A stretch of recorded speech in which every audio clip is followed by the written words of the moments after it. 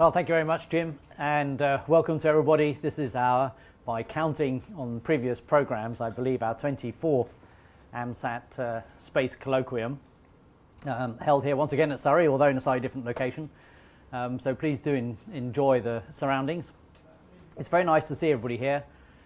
Plenty of, I was going to say old faces, I was saying old friends with their faces, and a lot of, and some new faces amongst us, including some from our Space Centre, and today, of course, we have a talk from our most illustrious member of the Space Centre at the moment, and we'll say a little bit more about that later on. Anyway, so welcome. I hope you find the weekend enjoyable. As you say, do please give us feedback at the end of it, and hopefully that will motivate you to come yet again next year. In just opening the colloquium, I'd like to just give you a quick update on some of the things that have been happening here at Surrey before I introduce Andreas, who's going to talk a little bit about his experiences on the selection as one of the members of the new ESA astronaut corps. So what's been happening here at Surrey over the last year since we were last together?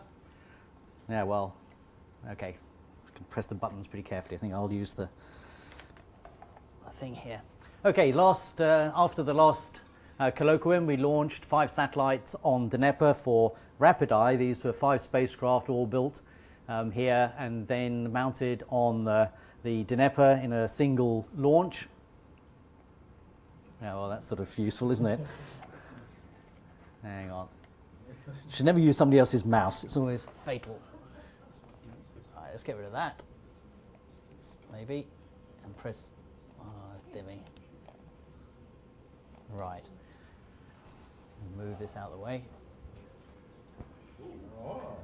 And this is actually hopefully a forecast of things to come, because this was a launch on Dnepr with the 5 spacecraft mounted up in the top out of silo in Baikonur.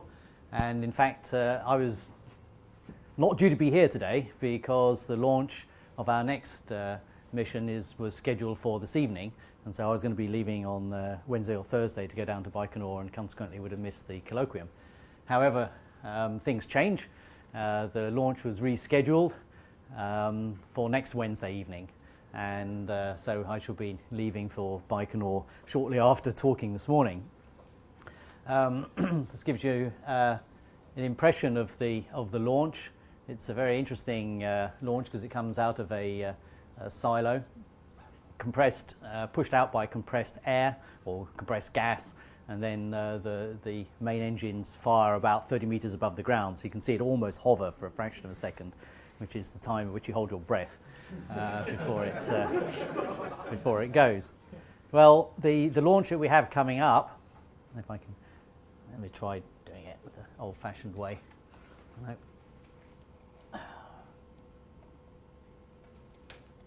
Go the other way. Come on, that's it. So the launch we have coming up, which would have been this evening but is now on Wednesday, is of 2 spacecraft built here at Surrey, 2 new disaster monitoring constellation satellites, and I'm going to go through the pictures fairly quickly, showing the integration of the satellites at Baikonur this week. In fact, these images arrived only a day or so ago, showing the spacecraft being integrated onto the test platforms, then moved onto the central cone of the launcher. There's an upper stage, what they call a space head module, which used to carry 6 independently targeted nuclear warheads. Those we left in the shed and replaced them with the spacecraft. So here you can see the satellites being mounted on the space head module. I'm trying to add up, I think it's 1, 2, 3, 4, 5 or 6 spacecraft going to be launched all at one go. This is the integration hall at Baikonur. Installation of the pyrotechnic devices which separate the spacecraft from the space head module, and then mounting them onto the platform. There's one Russian satellite, there's one larger satellite in the center that comes in a moment from the UAE, and then a couple of small CubeSats as well. So here we can see the spacecraft being mounted. This is the space head module, the green thing at the bottom. This is the bit that sits right on the top of the the missile. It's actually in two platforms. There's a bit that goes in the bottom, then there's a platform that sits across the top of this green section, and then spacecraft mounted on top of it. So mounting these spacecraft is a bit of a fiddly affair, as you can see, especially as we want to make sure we don't damage the antennas that are sticking out at the top. And then on top of it comes the essentially the nose cone of the missile. The whole thing is then bolted together and then shipped out in a container to the silo. The launcher is already in the silo. The lorry essentially backs up to the top of the silo, tips up, and then, rather like a tip-up truck, lowers this space head module onto the top of the launcher. Here you can see the satellite DubaiSat. It's an Earth observation satellite for Dubai, which is being mounted on the top section of the of the cone, being ready to integrate into the spacecraft. So here you can see now all of them put together on the top of the launcher.